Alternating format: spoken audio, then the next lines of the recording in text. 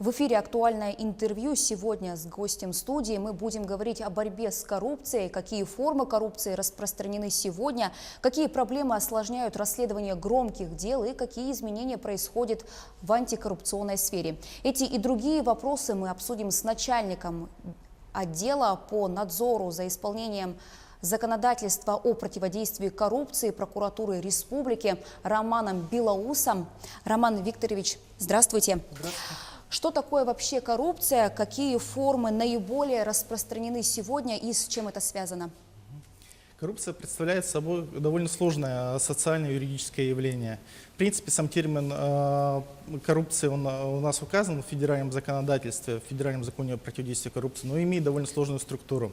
Проще говоря, коррупция – это использование лицом своих должностных положений, полномочий для извлечения прибыли как себе, либо третьим лицам. Именно корысть позволяет у нас ограничить коррупционные преступления, правонарушения от любых других должностных преступлений. То есть не могут быть коррупционными преступления, правонарушения, которые совершены из иной личной заинтересованности, такими как карьеризм, боязнь быть привлеченным к дисциплинарной ответственности, например, либо желание помочь другу, ложно понятые интересы службы. Также получается, что понятие форм коррупции частично оно также определено в самом термине. Это у нас к ним относится лоббизм, это у нас к ним относится взяточество, использование служебного положения, как я сказал, уже с корыстной непосредственно целью, коммерческий подкуп. Да, но это прежде всего уголовно наказуемые деяния. Конечно, есть другая большая сфера, это, скажем так, для нас, прокуроров, общенадзорная, да, то есть это нарушение запретов, ограничений, установленных именно законодательством о противодействии коррупции. К таким могут относиться обязанность, например, предоставлять сведения о доходах, расходах, об имуществе, обязательствах имущественного характера, уведомлять о конфликте интересов. Это у нас запрет заниматься определенным видом деятельности, например, предпринимательской. Подводя итог, можно сказать, что работа по противодействию коррупции – это довольно обширная работа у нас. А в каких сферах выявляются преступления коррупционной направленности и какая наибольшая сумма похищенных денежных средств была в вашей практике? Прежде всего, стоит отметить, что в текущем году за 9 месяцев выявлено правоохранительными органами 124 преступления коррупционной направленности. Это, в принципе, соответствует у нас показателям прошлого года. К сферам наиболее подверженным коррупционным проявлениям по-прежнему у нас остаются общественные отношения, связанные с управлением и распоряжением имуществом, с совершением государственных и муниципальных закупок. Так, около 55% преступлений у нас связано именно с хищениями, с использованием своего служебного положения. 36% в текущем году это именно связано с фактами взяточества. При этом сразу хочу отметить, что мы отошли от практики привлечения за взятки учителей либо врачей, сконцентрировав работу на выявлении более тяжких коррупционных преступлений. Что касается похищенного денежных средств, то наибольшая сумма с всех дел, которых я могу вспомнить, непосредственно касается уголовного дела, возбужденного в отношении начальника налогового органа города Нерюнгри, который совместно с бухгалтером артели старателей «Пламя», группа лиц, похитили бюджетные денежные средства путем незаконной подачи заявление по возмещению неуплаченных налоговых средств. Общая сумма там фигурировала по уголовному делу 200 миллионов рублей. Кстати, хочу также отметить, что у нас эти фигуранты в настоящее время находятся в розыске международном. Следственными органами удалось установить часть денежных средств в районе 100 миллионов рублей. И в настоящее время они находятся под арестом. Там денежные средства и непосредственно имущество. А что осложняет расследование преступлений коррупционной направленности и какое в последнее время вызвало наибольшую сложность при выявлении? Сложности с расследованием уголовных дел коррупционной направленности в первую очередь связаны, конечно, с их латентностью. поскольку в 90% случаев мы выявляем преступление, которое совершено год, два, а то и более тому назад. Конечно, за это время уничтожаются какие-то вещественные доказательства, теряются документы, да и память человеческая, в принципе, за такой промежуток времени может упускать некоторые моменты. А ведь непосредственно эти моменты нам и интересуют, чтобы установить умысел должностного лица на совершение коррупционного преступления. Поскольку, вот, хочу подчеркнуть, что коррупционные преступления не могут быть только умышленными. Вот, вторая категория сложности можно отнести, это непосредственно те субъекты преступления, да, с которыми мы работаем. Конечно, это так называемые белые воротнички.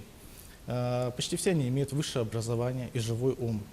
И на моей практике вот, мало случаев, когда должностное лицо приходило и, осознав общественную опасность своих деяний, признавалось в том, что совершило. На самом деле, в большинстве случаев фигуранты уголовных дел придумывают иную версию к происходящим событиям, придавая законный характер, законный вид действиям по похищенным денежным средствам, либо по отчужденному имуществу. Вот тут как раз и нужна скрупулезная работа следственных органов, оперативных подразделений по опровержению их версий и установлению истины по уголовным делам. Преступлением, вызвавшим наиболее сложность, да, в выявлении, если брать именно через выявление, то, наверное, в последнее время, конечно, отнесу уголовное дело, которое возбуждено в отношении депутатов Государственного собрания Илтумен, это у нас Савинов, Уваров. А, предположим, при доказании вины в суде хочу отметить уголовное дело в отношении бывшего министра внутренних дел Стахова, поскольку процесс там длился около года, а на скамье подсудимых был не просто генерал, да, а доктор юридических наук. Кстати, а на какой стадии находится это уголовное дело? Вы имеете в виду по В Уварову? отношении депутата, да.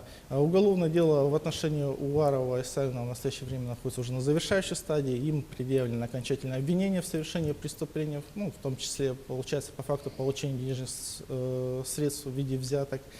Вот. И я думаю, что при принятии решения о направлении прокурором уголовного дела в суд средства массовой информации будут поставлены в известность. А когда это примерно будет? Тут, конечно, вопрос стоит больше к следственным органам, но и также к нашим обвиняемым, как быстро они ознакомятся с материалами уголовного дела. А имеются ли в Якутии случаи увольнения должностных лиц в связи с утратой доверия? Вообще применяется ли такая практика? В текущем году у нас только 2 служащих было непосредственно уволено в связи с утратой доверия. Вместе с тем также 19 депутатов и 1 глава муниципального образования в Чорапчинском Улусе были отстранены от своих должностей в связи с нарушением запретов о противодействии коррупции по результатам прокурорских проверок.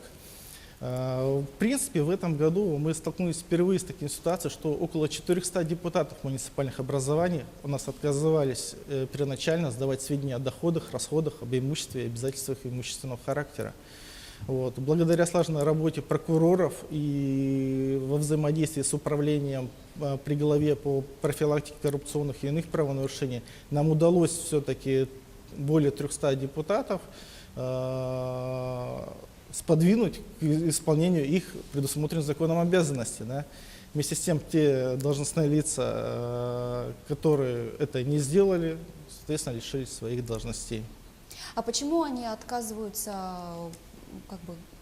сдавать декларации о своих доходах? Чем они это мотивируют? Многие мотивируют нежеланием, чтобы посторонние лица были ознакомлены с их материальным состоянием. Вот, в том числе указывая то, что проживают в довольно компактных населенных пунктах, муниципальных образованиях, вот это нежелание их сподвигает. Вместе с тем, занимая должность, на тебя возлагаются определенные обязанности, которые никто не снимал и необходимо исполнять. А в обязательном ли порядке лицо, допустившее конфликт интересов, подлежит увольнению? Несмотря на то, что законодательством прямо указано, что предусмотрена ответственность в виде увольнения за несоблюдение порядка уведомления, за не урегулирование конфликтов интересов.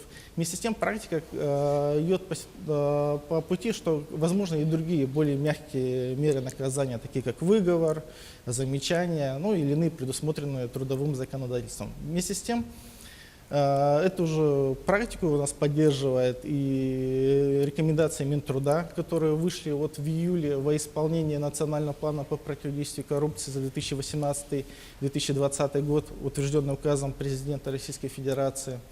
Вот, где также указывается, что данная, скажем так, сфера отдана на откуп работодателю. Окончательное решение о привлечении либо не привлечении вида дисциплинарного наказания у нас лежит на работодателе. И даже решение комиссии является для него именно рекомендательного характера.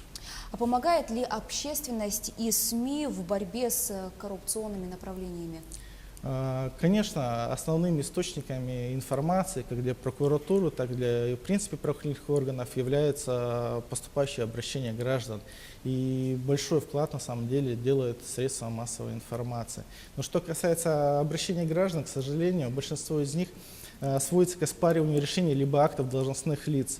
При этом считают данное должностное лицо коррупционером только поскольку оно занимает эту должность. Ну, все же знают, бытует мнение, раз чиновник, соответственно, коррупционер, либо а для чего тогда он это сделал, да? То есть вместе с тем хочу заверить, что каждое обращение, поступившее непосредственно в прокуратуру республики, подвергается тщательной проверке, принимается полный комплекс мероприятий по установлению всех обстоятельств и установлению истины по делу. Еще хотел бы один такой момент ответить, непосредственно связанный с общественностью. Да?